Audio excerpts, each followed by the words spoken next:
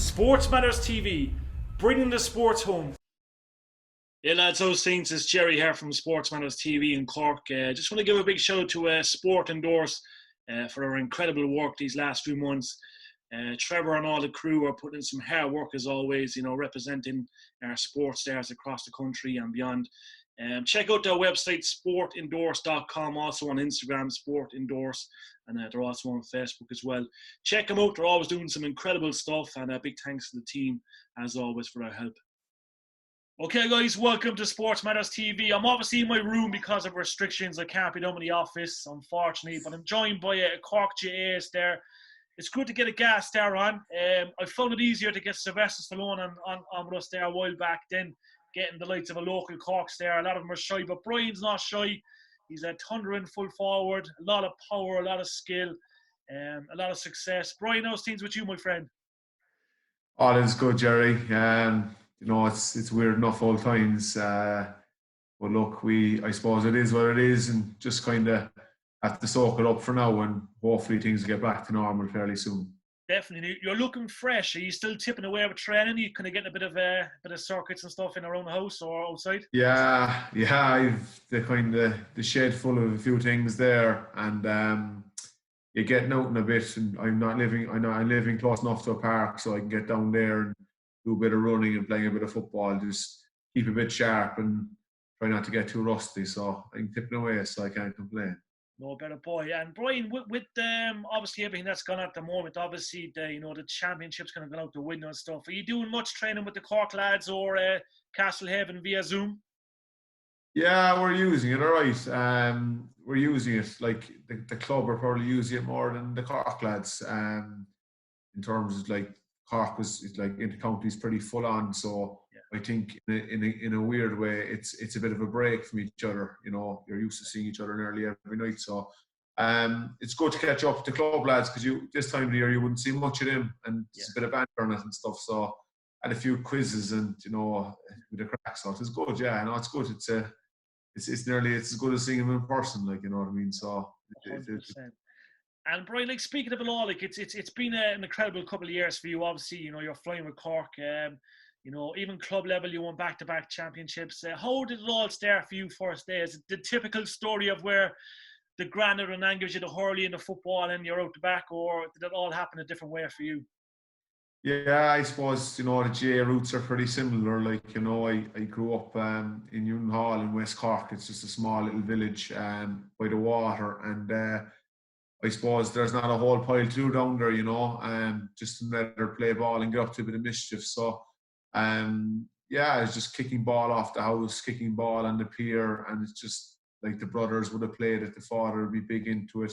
Yeah. But I suppose it's really the club Castlehaven where I started playing they live and breathe it down there. Like, so I suppose it's kind of putting a hand for me, and it's just when you're that remote, there's not a whole pile else to do. So all you do is practice most days, and there are my early memories of it. Like, and then obviously you go into the underage setup in Castlehaven, and you just go through the ranks, and I played a good bit of soccer as well, like, at underage level, and it wasn't too bad. I don't think. I'd always like to ask the question, if I did keep it on, where would I end up, like, but I suppose it was practice really, and I suppose it was kind of in the family and in the parish itself, so it was probably a no-brainer that it was going to be football the whole time. 100%. And Brian, how vital do you think a club is to a community? Obviously, I'm a Northside man, so I'd be a St. Vincent's man. No doubt you've had battles against Vincent's over the years, but how vital is it for to have a club in a community, because you're all a close bunch? Yeah, I suppose. Look, it's something special in a way. Like, when you come up to the city, then it's a different story, because the towns and places they're so bigger. Like, you know what I mean? They're massive, the population and stuff. Where everyone doesn't know each other up here.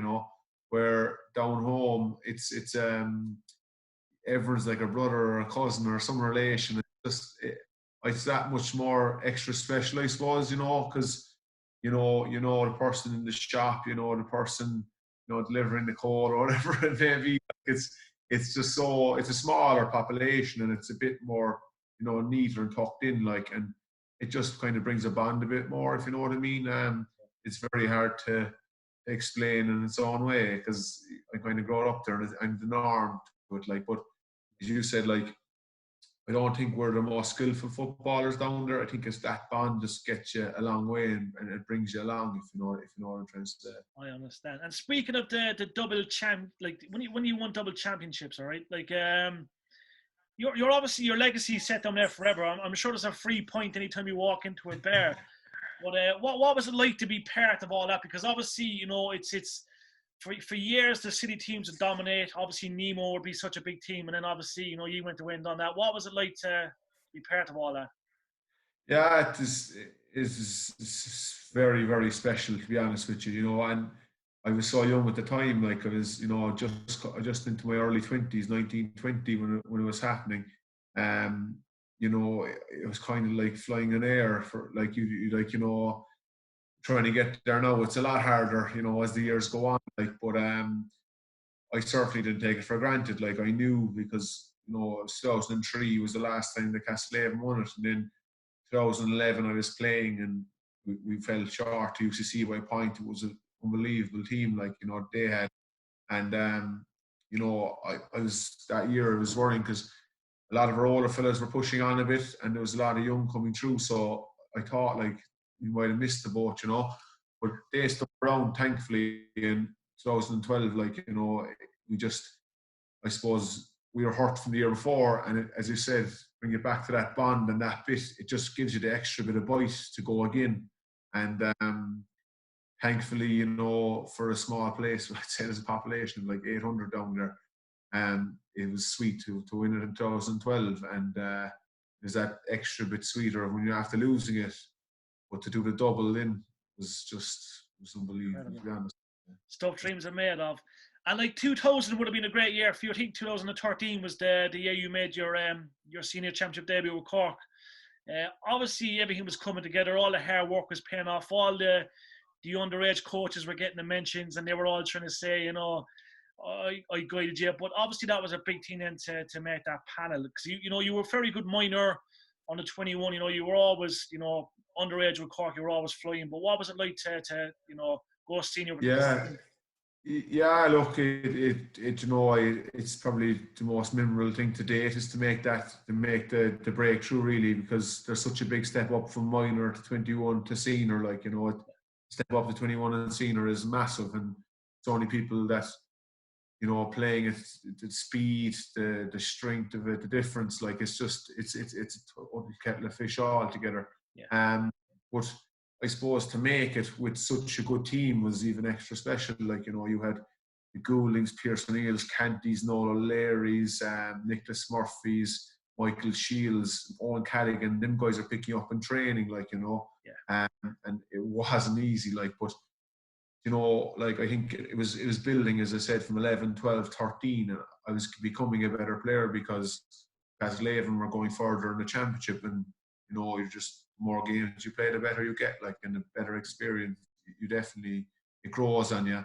And then when you go into training, I started training with Cork in 2012, and like, I was a year finding my feet, like, so like I can remember Shieldsy and Cadigan were at their prime that time, like, and it was just to break through. But to make the team with such a good, strong panel meant even more, if that makes sense, like, you know. Yeah, no, it does. And like, it's been a while, Brian, since Cork have won and on Ireland.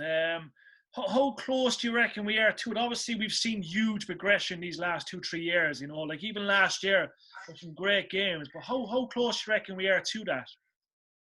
Yeah, look, I suppose there was a big transition there, you know, from 2010 was the last time, you know, we obviously won it. Like, but I think, you know, I think there's only one player, two players left in the whole panel. Kieran and Kerrigan, I think, are the only two. So that just shows how much it's transformed. And I think the perception out there is that it's the same team, if you know what I mean. But I suppose I've been there since, and, like, you know, we've come through a very tough time in Cork football, and let's say it how it is, like, you know. But I think we're definitely on the up, and we're definitely very, very close. And I'm not just saying that, like, you've seen the performance last year. Yeah.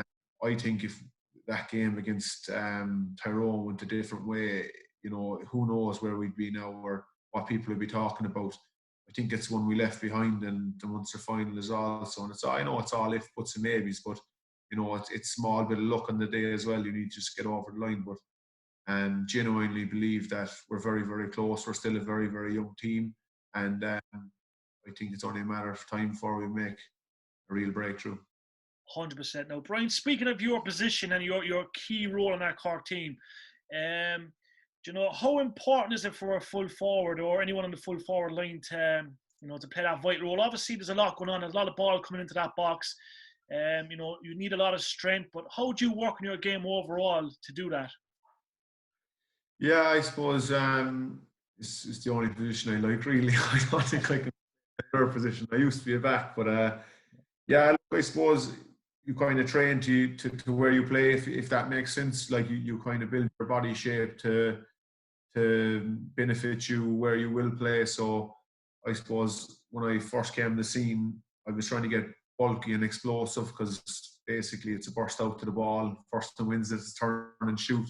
And the game has slightly changed since, I believe. Like, I think it's kind of gone more, people are gone smaller and quicker, like, and the nippy corner forward is kind of the thing again, like, but it's not easy to change your body shape, like, especially when you came into up and it was all get as big as you can and get into the biggest jumper you can, and I think it's kind of more lighter and faster. So you kind of have to adapt to that as well. And I suppose that's around your S&C coach, around your fitness coach and stuff. And I suppose only time I got injured in 2016, I really looked at myself, because I was kind of maybe a bit top heavy or bulkier on top, and was probably putting a bit of pressure on my legs, like, so I had to kind of reduce and maybe lose a bit of body mass, muscle, to just reduce and take the pressure off the legs. So it's only kind of when you get pulled back or get hit by something or an injury, you kind of realise, geez, yeah, maybe the game is changing, because you're inside in a bubble and it's kind of hard to see when everything's going 100 miles an hour. When you take a step back and actually look at it, you can kind of adapt. So yeah, I suppose in the last 2-3 years, I would looked at that more than anything, trying to, get down to certain weight and just be a bit lighter on my feet, so the body's not getting as tired and not putting as much pressure. But yeah, it's only in the last few years I realised that, like, Well, definitely. And like, I'm always one, I know when you play GAA, which your county and your clubs, there's always little rewards here and there. Do you think we'll ever see the day, Brian, when players will be played what they deserve? Because we watch the game, we see footballers, and they dive and they're dumb on the ground around 50-60 grand a week. Do you reckon there'll ever be a day where maybe in 20 years, 10 years, we could say we can nearly go near full time when it comes to football or hurling? Yeah, it's hard to see, to be honest with you. I find it hard to see. I'd love it to be and to happen, because I know what's involved in inter-county training and being an inter-county footballer. It is amateur, but I think I could speak for everyone. Like, it's 24/7. Like, Yeah. if you're training, you're judged on how you're training. If you're not training, if you're doing something outside off the pitch that you shouldn't be, and you're being talked about, like, it's a full-time job. Like, you know what I mean? It is like, but hopefully down the line, hopefully others can benefit. I can't see it in my time anyway, being honest with you. But even with Sky Sports involved, Sky. Yeah, no, it is good to see. Like, and I have friends across the water playing at high levels in soccer and stuff, like, and I would keep in close contact, and they'd be even saying, like, we probably train a bit more. But I suppose it's like, to be honest, I just can't see it. I don't know. I know Sky Sports and all that, but at the minute I can't see it. But look, hopefully I'm wrong, and hopefully they can look after us, because there's a serious. Fingers crossed. And last of all, Brian, we have to ask you, for all the young lads out in the pitches now, kicking footballs over the bar, placing, the ball on the spots, what advice can you give to them? Because, you're living your dream, you've worked hard for years upon years. It's not just a thing that happens overnight. What advice can you give to them? I suppose I always go back to it, like, I would have met Sean Og when I was very, very young. I can barely remember it, if I was to be honest, but all I can remember is asking him, what advice would you give me? And it was left and right.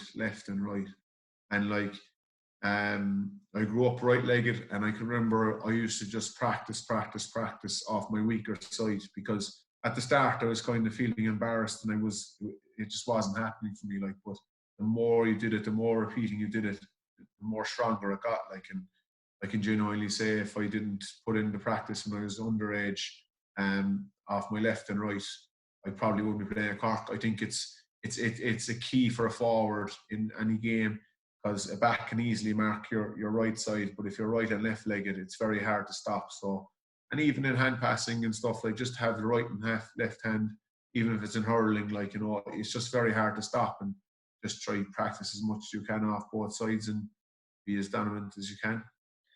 Right, you're a gentleman as always. We'll no doubt catch up with you. It's good to have gas stars and Anne show you on the camera. It's rare. Yeah, no. Fine, bye. Thanks very much. Anytime. When we see you soon, man. Thanks very much. Stay safe. Look after yourself, bye. Thanks very much. Thank you.